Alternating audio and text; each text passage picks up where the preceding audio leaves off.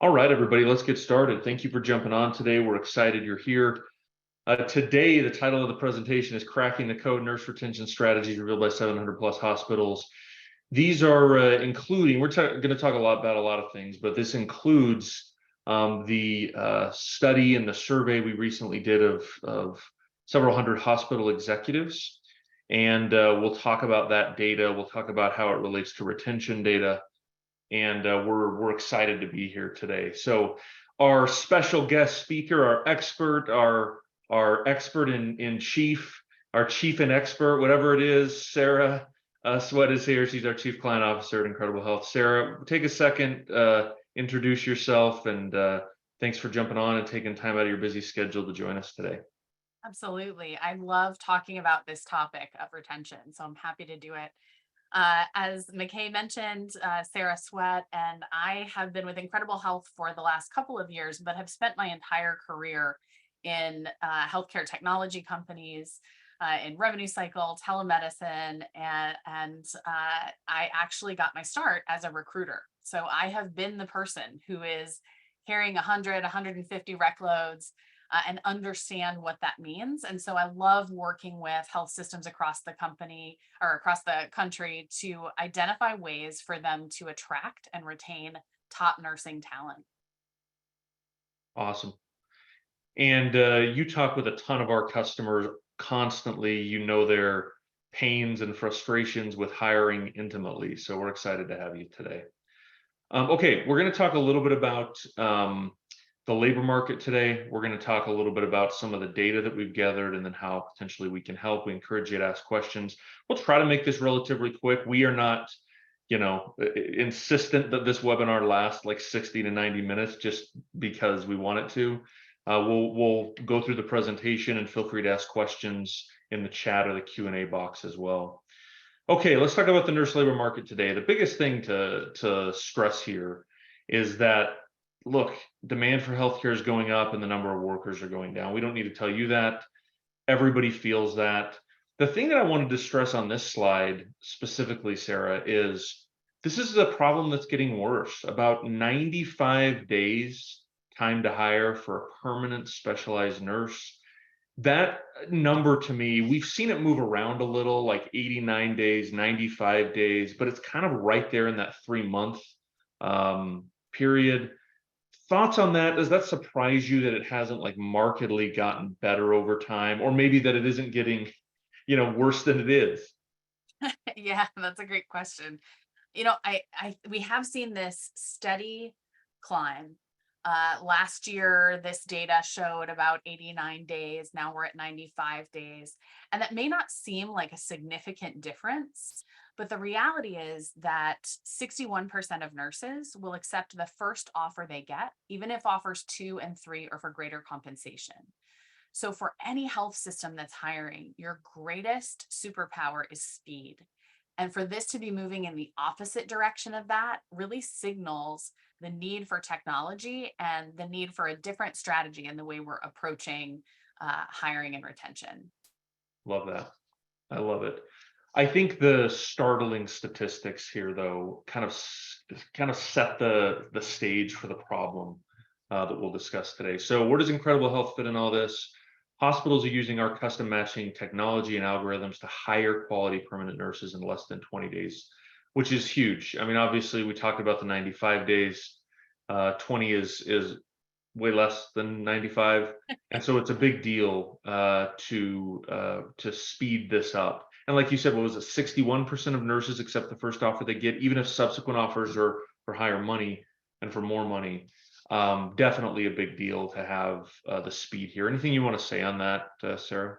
No, I think the way you get to speed isn't is multi-layered, right? There's not a straightforward kind of single bullet. And so as we walk through the results of our studies and our recommendations that we talk with health systems about every day, you'll see that all of it has that strong bias for speed. Yeah, that's great. That's the key. Okay, we're going to talk a little bit about this study that we did. So we gathered insights from about 700 hospitals.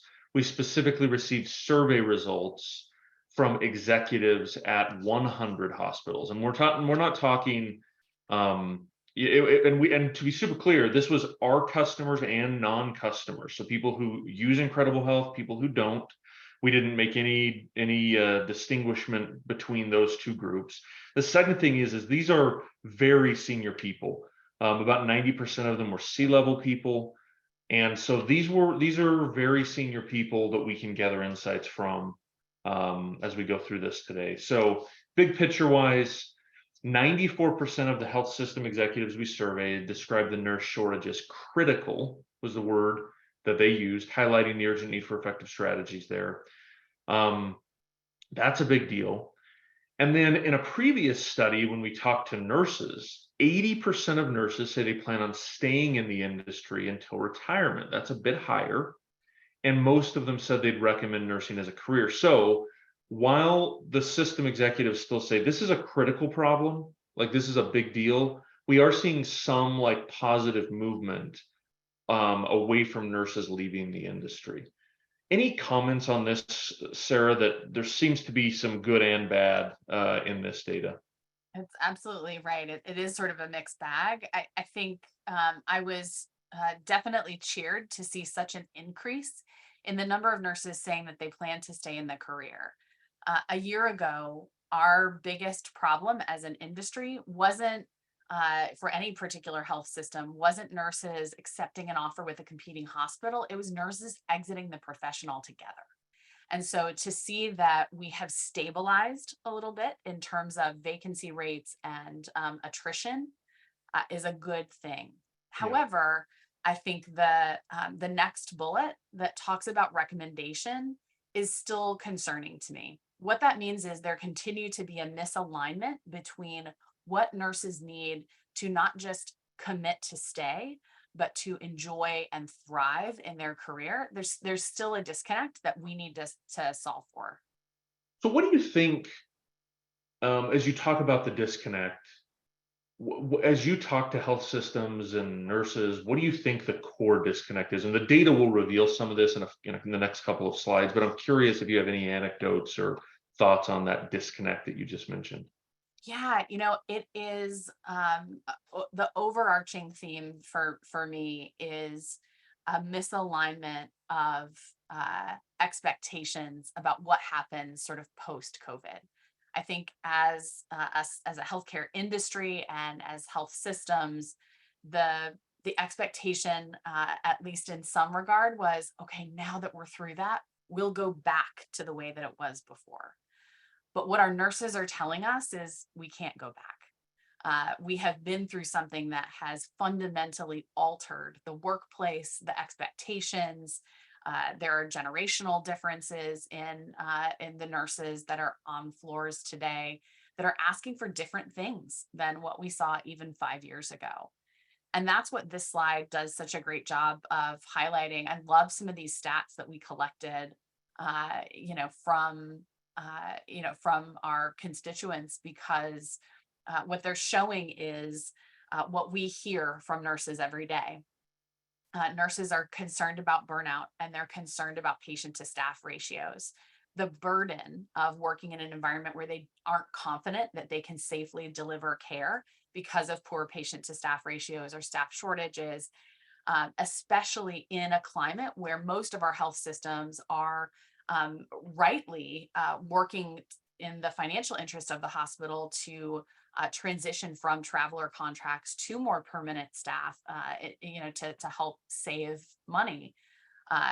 If there's still insufficient nurses, that balance is still off. And so they're asking for different things around the sort of patient to staff ratios and support in burnout prevention and in creating a work environment that's more conducive to what they need it to be to be successful and to feel excited about coming to work. I love that.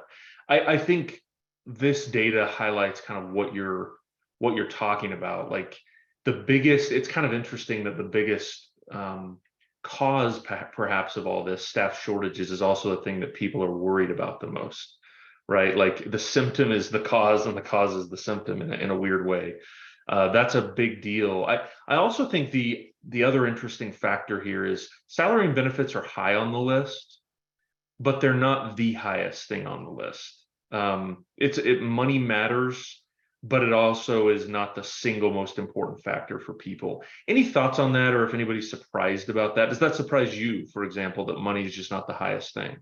It doesn't, honestly, because I think we have proven over the last several years that this is not a problem we can buy our way out of. Absolutely, if you're a health system and your hourly rate is $10 more than everybody else in your market, you will find it easier to attract staff, but that doesn't necessarily mean you're going to retain them. The things that retain nurses are some of these bullets that you see below around the work environment that they're in, feeling like their employer is invested in them as a human and offering them opportunities for things like career advancement, things like flexibility in schedule and sort of support for the lifestyle that they need to have in order to do good work. And so we see that health systems who have a diverse set of offerings, so absolutely competitive compensation packages, but more diversity in terms of what's offered as a benefit to the employees, things like tuition reimbursement programs and all kinds of ancillary benefits, do better at retaining those nurses over the long haul. Love that. Yeah, the flexible scheduling, the career advancement on in terms of why nurses are leaving jobs, um, because they're not getting these things. One of the things that was really interesting, we did the nurse study in Q1, like in February, where we asked nurses these questions, and then we asked hospital executives similar questions in Q2. And what we found was that everybody, both nurses and hospital executives, recognize there needs to be flexible scheduling, but hospital executives said it's really hard for us to provide that. Why is the flexible scheduling piece so hard, Sarah? Like, what is the is it just, hey, look, we've got to have a certain number of bodies on the floor to take care of patients, and so there's a limit to the flexibility. Is that fair? It's absolutely fair. We have to have to maintain those strong patient to staff ratios. You have to have nurses on the floor delivering care 24/7. And that means that they're the typical kind of desire for that Tuesday through Thursday shift, maybe that nurses might ideally love, is great, and to offer flexibility for them to do that, but you can't have your entire nursing staff working in the middle of the week. So things that we see that have been helpful are just offering a greater sense of autonomy over that schedule and being really transparent with what the expectations are. If you know that you're going to need your nurses to commit to X number of weekends, ask them to make that commitment, but give them some flexibility in terms of when those weekends are. When you acknowledge that you've got to call somebody in because you need another nurse on the floor, what are we doing to, aside from shift differentials, to call to express gratitude to that nurse and to offer flexibility somewhere else to make up for that place that flexibility wasn't possible. So it feels like a true partnership, and that our assignments are not happening, something that's sort of happening to nurses, but something that we're collaboratively working to solve for. It absolutely adds complexity for health systems. Yeah. There's just no way about it. But I think if this is something that we can do well, it's a great harbinger for retention. Yeah, like the comments that are coming in are saying, hey, look, it sounds really good, it's important, but operationalizing it is very challenging. That's a big deal. Okay, let's talk career advancement for a second. So what can you do? These are kind of some of our best practices. What can you do to retain nurses that are concerned about career advancements? Which, by the way, that was the number one thing they were concerned about. And I love some of these suggestions here on the right-hand side. So cross-training opportunities, coordinator roles, more expansive training programs, and even tuition reimbursements, things like that. Anything that you want to highlight from this short list on the right, Sarah? Yeah, I think what this these bullet points speak to is investment. uh, it really investment in the growth and trajectory of the nurses that you have on your floors. And so that looks like in these cases, being able to cross train and being clear about what that path looks like. We have lots of health systems that offer cross training for everything, and they may have a time frame that you have to stay in a role in order to make that shift. But they offer lots of cross training opportunities, and especially for an earlier stage career nurse, these are incredibly important investments that their health system makes in them to help them stay at the system and know that they can grow their career within that system. Love that. That's great. Okay, this one I think is fascinating as well. Nurses that are concerned about work-life balance, and this also, we've done enough interviews with CNOs on some of these webinars to know that this is somewhat generational as well. Like the newer nurses coming into the workforce are kind of demanding work-life balance that previous generations didn't demand immediately. These are some really interesting ideas on the right-hand side and things we've seen hospitals implement that have worked. And this is a great way to operationalize some of the flexibility and some of that work-life balance, particularly younger nurses, but everybody is really seeking. Any of these that you want to highlight, Sarah? I think as our health systems tell us that they are migrating away from traveler agency nurses as quickly as possible in order to financially stabilize their system. Things like float pool and internal travel group are great ways to identify a permanent nurse and get your needs met diversely across health systems, but with a permanent nurse relationship. And so we hear definitely generationally, these things are absolutely important for earlier stage career nurses who many of whom have small kiddos and require that flexibility in order to sort of navigate their lives. But the offering them the some of the perks and uniqueness of exposure to lots of different things as an internal travel group, without that added expense of a traditional traveler program, has been really successful for our health systems. Hmm, love that. Love that. Okay, what can you do to retain nurses that are concerned about the commute time and the relocation? This one's really interesting. Like we found a pretty high percentage, it kind of depends on the market, but of nurses that are willing to go out of state to look for a job, like they're willing to relocate. That's kind of a new, I wouldn't say it's new, but certainly it increased post-COVID. Is that fair that there's a lot more that are willing to relocate now than there have been? Absolutely. I think the prevalence of travel nursing kind of exposed our nurses to the ability to be more mobile and to see different parts of the world than perhaps what they had seen before. And so there is, I think, more openness. Typically, we see about a third of the nurses on our platform willing to relocate out of state. Another third of those nurses wanting to relocate somewhere within their home state. And so there's a lot of mobility here that perhaps wasn't here 5 years ago, that we uniquely focus on with our health systems because we have this sort of national, pool of nurses. We can identify those that have an interest in moving and help educate them about what that process might look like. Love that. And that's a shift. I think people have not generally thought that was an option at any sort of scale. So love that. Okay, compensation. This one's the one that is, I think, the most obvious. The one thing we've seen a ton of, and the surveys have revealed this, is a huge increase in signing bonuses or even like yearly performance bonuses.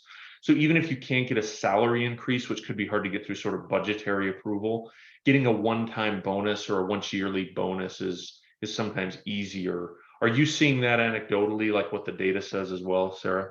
Absolutely. I see a couple of things. I see those kind of spot bonus opportunities more frequently throughout the year for high performing nurses. And then I also see, when we talk about relocation and relocation packages, I think 3 years ago, a relocation package looked like, let me just give you a like large amount of money and please come here. Now those sign-on bonuses or relocation bonuses are structured differently to really be more retention based. So rather than receiving a lump sum all up front, I'm seeing more of our health systems offer staggered benefits or offer discounted or free childcare, or rather than a tuition reimbursement program, a tuition allowance for continuing education. Sort of diversifying the way that they're paying out those benefits in a way that benefits the health system and encourages retention. Love that. I think that's great. Okay, and then experienced nurses, this is, I think, a fascinating one. So the cost of turnover is so big, everybody knows that. But the savings when a health system replaces a traveler with a staff nurse, and our study, by the way, backed this up, where I think it was 91% of hospitals said that one of their primary initiatives for hiring was to reduce the number of travel nurses on staff. Like reduce, I shouldn't say on staff, but reduce the number of travel nurses on their floors. We're kind of seeing this across the board, this movement away from that and towards the permanent staff that a hospital requires to really function long term.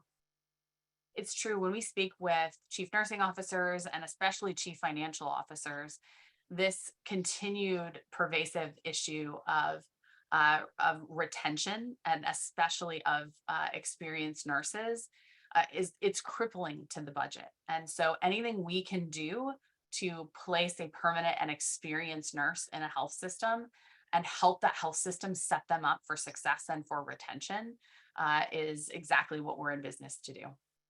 Love that. Okay, let's talk about the hiring process. So what's important to nurses in the process? I think the first bullet point here is so interesting. So 25% of nurses stated they'd be unlikely to complete an application prior to speaking with a hiring manager. So they are wanting to get the detail. The way I'm reading this is this, you tell me if I'm wrong. They want the details of the job. They want really to dive in and ask some questions before they go through some 12-step online application process. Is that fair? That is absolutely fair. And when you think about it, with nurses outside of our platform, their only option is to do that and to do it 12 different places. So what we find is that any artificial barrier that is created in the hiring process that slows down the nurse's ability to get on the phone with a hiring manager only hurts that health system. We have to have applications in place in order to generate an offer, for sure. But anything that we can do to push these requirements for resumes and for applications as far down in the process, in the hiring funnel as possible, the beginning of that funnel not only moves faster, but the nurses are better educated about the position. They're better able to, assess if they are the right fit and get that investment from shown to them from the health system. And so those phone screens that they have with recruiters where they want to know what more details about the role, what do these diverse benefits look like? What are your patient to staff ratios look like? They have their questions ready when they come into those conversations. But you don't get the opportunity to sell on your unique differentiators if there are lots of steps that they have to take in the process before you get the chance to do that. Love that. And then what's important to nurses in the hiring process? 96% of nurses said it was important to have flexible self-scheduling. And then I love the power of benefits bullet point down at the bottom. So they would not be, willing to move forward with an interview if it was unclear about the benefits, bonuses, or perks. I feel like this is something where hospitals have really it seems to me like it's fairly rare based on the CNOs that we talked to and the data from hospital executives that you would actually move forward without knowledge of this. Hospitals want to provide knowledge of this. But anything on these three bullet points that surprise you or what you want to call out, Sarah? No, I think we've talked about the importance of self-scheduling, cross training, that feeling of investment, and ultimately the benefits. I think as we speak with our talent teams and the recruiters who are the ones on the phone speaking with these nurses from our health systems, uh, highlighting these things in your initial conversation with the nurse can be tremendously powerful. You're giving them exactly what they're going to want to know, and it gives you that chance to highlight your unique differentiators. Cool. Similarly, on the back end for this slide, once they're through that initial sort of recruitment process and they are at the back end of the hiring funnel where they're speaking with a hiring manager and moving through the reference and offer process, again, the theme typically we see that those who remove artificial barriers and don't allow steps in the process to be barrier to getting that offer in the hand of the nurse do best. They hire the most. They're typically first to offer. And so I love about these stats, the importance of flexibility, but also the importance of creativity in this process. Most nurses expect an offer within the first couple of days after they've spoken with a hiring manager. Our best in class health systems are doing same day offers. Mm, So while that hiring manager is still on the phone with the candidate, they're saying, yep, I like them, get an offer out. wow. And so there's no opportunity for a competitor to come in and tell a different story. You stand the best chance of being the first to offer for that nurse. The last bullet point on this slide is crazy. Like only 7% of nurses offer interviewed would wait more than a week for an offer. And is that week from the time that they are initially talking to the hiring manager till they're talking to the recruiter? What is that? When does that week start? Do you know, Sarah? Yeah, post hiring manager. Okay. So if they've had a hiring manager conversation, and oftentimes this is rarely about lack of goodwill from the humans in the process. Everybody's busy. But if there are delays in the process from, I've had this great conversation with this hiring manager, I'm really excited about it.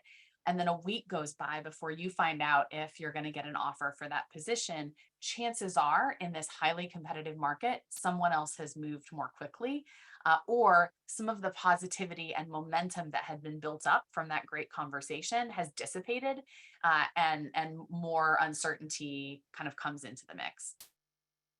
Okay. Great. Okay. Let's talk about how Incredible Health can help, and then we've got a bunch of questions we can go through before we conclude. So, bottom line, we're trusted by over 700 health systems and hospitals to help them hire nurses in under 20 days. You can see a few of those logos on your screen there. And Sarah has the opportunity to talk with many or all of these 700. So you got the real expert here. Nurses are joining Incredible Health for a lot of these free tools. It's free for nurses to join. I think we're over 800,000 nurses now on the platform, and they are joining because they want career advancement and because they want these tools. And then our system's job, our tools job, the technology's job is to match the roles and the nurses with our algorithms, with our data, and with proprietary screening technology. So employers are basically applying to candidates instead of the other way around. So nurses love that. And then we've talked how important speed is. This is so fast, and the process is so much more simple. You can see just an estimate here, like time to source, instead of it being a month and a half, you're talking 3 days. So your process just decreased in terms of time in a really dramatic way. Anything you want, Sarah? No, I think the story tells itself. The numbers don't lie. Yep, that's right. And then people often ask about retention. So nurse retention is actually higher when you use Incredible Health to hire nurses. So that sometimes surprises people because they're like, gosh, a faster process, your retention must be terrible. Not true. They love the efficiency of the process and they're more likely to stay for longer because of that. Okay, why don't we take a few questions that are coming in, if that's okay. All Yeah, I right. noticed a lot of questions around flexible scheduling, which I love to see, and some great answers. I love what Daniel said about the ways that they have structured Mm. some additional flexibility into systems.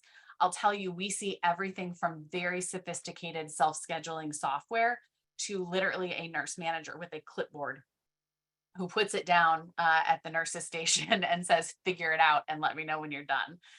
Right. It doesn't always have to be an incredibly sophisticated solution. The goal is to allow nurses some level of autonomy and a voice in when they work and what that structure looks like, and to be as transparent as you can with options for to meet a variety of different sort of lifestyle needs. I love that. I think sometimes people assume that you you need like this super fancy process and it's just like a clipboard and some paper and saying figure it out. I love that. One question that's really interesting here, I don't know if you have any anecdotal or real data on this, but Nancy says, what do you see regarding virtual interviews and no on-site tour related to an acceptance of offers? Like, is the on-site tour critical? Can you do something without having met them in person? Like, how do you think about that in terms of likelihood to accept a role? Yeah, it's a great question. For the vast majority of health systems and specialties, we do not see a difference in terms of offer acceptance or overall retention when there is an on-site. So what we always encourage is, if that's an important part of your process culturally, or if there's technology in your unit that you just have to see them operate and give them an opportunity to play around with, uh, absolutely do it. Just do it after you have an offer accepted. So make that offer contingent upon an on-site day or upon your reference process, whatever those steps are, so that you're not slowing down the hiring process, but you're still validating before they start that you have everything that you need, and have a high degree of confidence in their ability to do the job successfully. That's great. Awesome, Sarah. Any final thoughts or final words for everybody before we conclude today? No, I really just, as I said at the start, I love getting to have these conversations. I love working with health systems across the US. Our health systems are the lifeblood of our healthcare system, and they are incredibly hardworking, incredibly creative, and diligent leaders. So, always grateful when I can share a little bit of their thoughts and share our insight to help hopefully make their jobs a little easier. That's great.